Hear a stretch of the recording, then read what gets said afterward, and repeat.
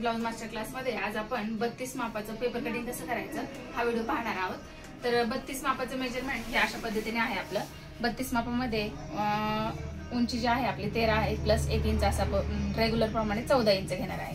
कंबर आपली 26 आहे, ती कंबर आपली बरोबर फिटिंगला राहणार आहे। फिटिंग कमरेचा आपला पेपर कटिंगला काही संबंध नसतो, त्याच्यामुळे कंबर जशी तशी आपली फिटिंगला असते। तर छाती आपली 32 आहे, तर 32 चा चौथा भाग प्लस 2 इंच असा आपण मार्जिन घेतो।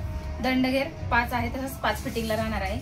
भाई उंची आपली 4.5 ची आहे, तर प्लस 1 इंच आपण अस्तरवाला ब्लाउज स्टिच करणार आहे 32 चं, तर आपण त्याच्यामध्ये 1 इंच वाढून 5.5 भाई उंची टाकणार आहे। मागचा गळा 8 आहे, तर तसंच सेम 8च घेणार आहे। बऱ्याच जणांचा प्रश्न असतो की 8 इंचाचा गळा असला तर 8.5 घ्यायचा का, तर नाही, कारण 8 इंचाचा गळा आपल्याला काय होतं, पेपर कटिंग मध्ये 8 टाकला की वरून आपण अर्धा इंच पकडतो स्टिचिंगला आणि अर्धा इंच हातल्याच्या पट्टीने खाली जातं, त्याच्यामुळे 8 ला 8च ठेवायचा असतो।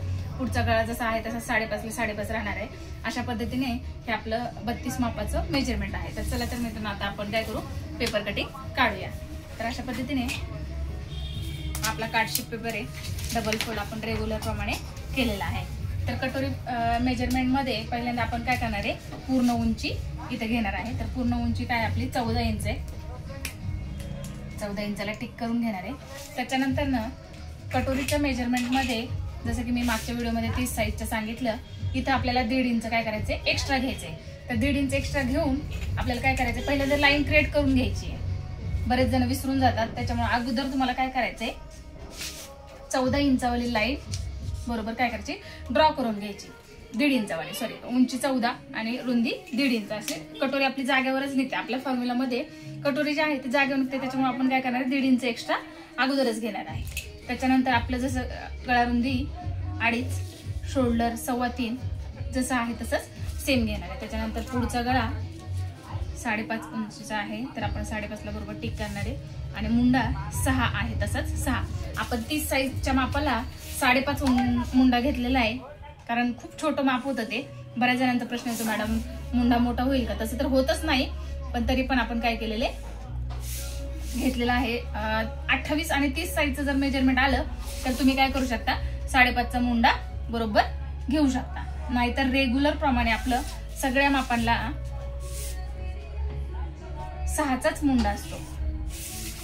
आता बरेच जण इथं कन्फ्युजन होतात। छातीचा चौथा भाग प्लस 2 इंच असं 10 इंचाचं जे आपलं 32चं मेजरमेंट आहे, हे 1.5 इंचाची लाईन सोडून तुम्हाला 10 इंच टाकायचंय। तर बरोबर हे 1.5 इंचाची लाईन सोडून आपण काय केलंय, इथं 10 वरती टिक केले। गळा आणि मुंडा आकायच्या अगोदर तुम्ही टिक करून घेतलं तरी बेस्ट आहे, मी आता विसरले होते अगोदर टिक करायला, जेणेकरून तुमचं इथं मेजरमेंट बरोबर सेम टू सेम येईल। तर अशा पद्धतीने पूर्ण 1.5 इंचाची पट्टी मारून झाल्यानंतर गळा रुंदी 2.5, शोल्डर 3.25, मुंडा 6 इंच आणि पुढचा गळा 5.5 असं आपण ड्रॉ करून घेतलेले। आता आपण क्रॉसपट्टी, तर क्रॉसपट्टी जी आहे या साईडला 2.5 इंच आणि या साईडला 3 इंच। बरेच जण काय करतात, इथं 3 घ्यायचं, इथं 3 घेतल्यानंतर हा टोक इकडे वरती गेल्यानंतर 3.5 ची क्रॉसपट्टी होती, तसं करायचं नाहीये। बरोबर लास्टच्या टोकावरती तुम्हाला काय करायचं, इथं 3 इंचावरती बरोबर ड्रॉ करून घ्यायचंय। आणि बऱ्याच जणांना कटोरीचा क्रॉसपट्टीचा शेप द्यायला जमत नाही, म्हणून काय करायचं, तुम्हाला 4 इंचाच्या डॉट पर्यंत सरळ रेष मारून घ्यायची।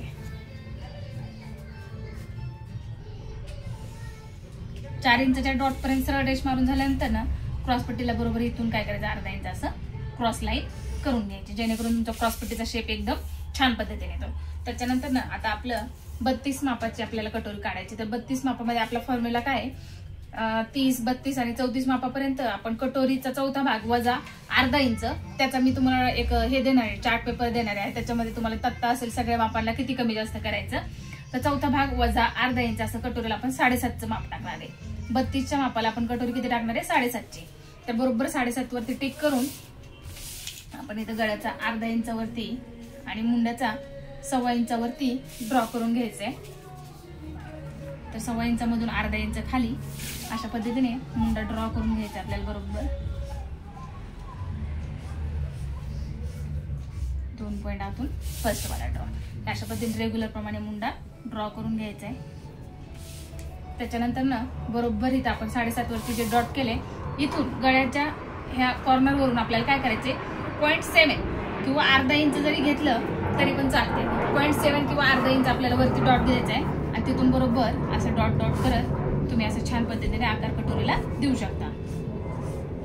अशा पद्धतीने गोल राऊंड मध्ये बरोबर कटोरीचा शेप देऊन घ्यायचा आहे। तुम्ही बघू शकता किती छान पद्धतीने आले। त्याच्यानंतर ना हा इथं जो 1.5 इंचाचा शेप आहे हा गळ्याच्या इथून बरोबर असा ड्रॉ करून घ्यायचा आहे आणि कटोरीचा मध्य करून बरोबर आपल्याला काय करायचंय, खाली 1.5 इंच घ्यायचंय। तर हा आपला कटोरीचा मध्य आलाय, तिथून बरोबर 1.5 इंच आपण खाली घेतलंय आणि कटोरी अशा पद्धतीने ड्रॉ करून घेतली।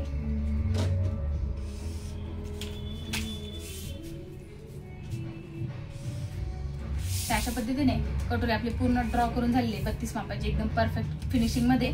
थोडंसं इथं कटोरीच्या मापामध्ये आपण काय करणार आहे, नेक्स्ट व्हिडिओ मध्ये पण मी सांगेल तुम्हाला। 1 पॉइंट इथून क्रॉस करायचं, थोडंसं आतून काय करायचं आपल्याला ह्या गळ्याला असं फिनिशिंग द्यायचं, जेणेकरून तुमचा कटोरीचा गळा जो आहे तो एकदम छान असा गोल राऊंड मध्ये येणार नाही, इथपर्यंत सरळ आणि इथूनच फक्त राऊंड असं वाटणार नाही। तर अशा पद्धतीने हे आपलं कटोरीचं ब्लाऊजचं मेजरमेंट झालं। आता आपण स्लीव्हची ड्रॉइंग करणार आहे। तर स्लीव्ज मध्ये जसं रेग्युलर प्रमाणे आपण मेजरमेंट घेतो तसंच आपली उंची 5.5 आहे, तर आपण बरोबर वरच्या साईडने तर 5.5 टिक करणार आहे आणि रुंदी छातीचा 4था भाग म्हणजेच 8 इंच।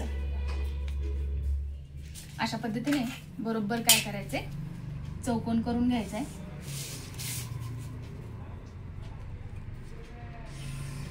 चौकोन करून झाल्यानंतर रेग्युलर प्रमाणे 2.5 इंच खाली घ्यायचंय।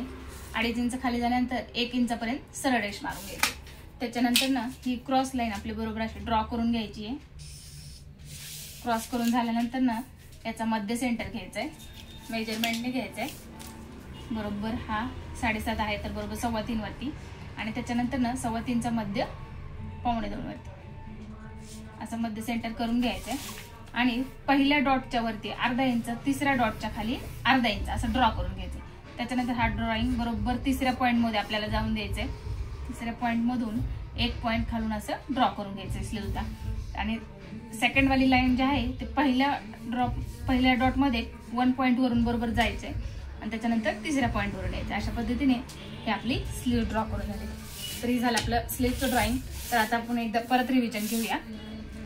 रुंदी जी आहे ते आपले 8 + 2 असं 10 आहे बरोबर। इथं आपल्याला 3 इंच घेतले, इथं 2.5 इंच घेतले 2.5। मुंडा जो आहे रेग्युलर प्रमाणे 6 इंच आणि गळा रुंदी 2.5 इंचाची घेतलेली आहे आणि शोल्डर आपलं 3.2 असं। पुढचा गळा 5.5, मुंडा 6, 1.5 इंचाची लाईन ही पहिल्यांदा 1.5। बाहीची रुंदी छातीचा 4था भाग म्हणजेच 8 अशी इंच, छातीचा 4था भाग आणि उंची 5.5। तर अशा पद्धतीने हे आपलं मेजरमेंट आहे। तर ह्या मेजरमेंट मध्ये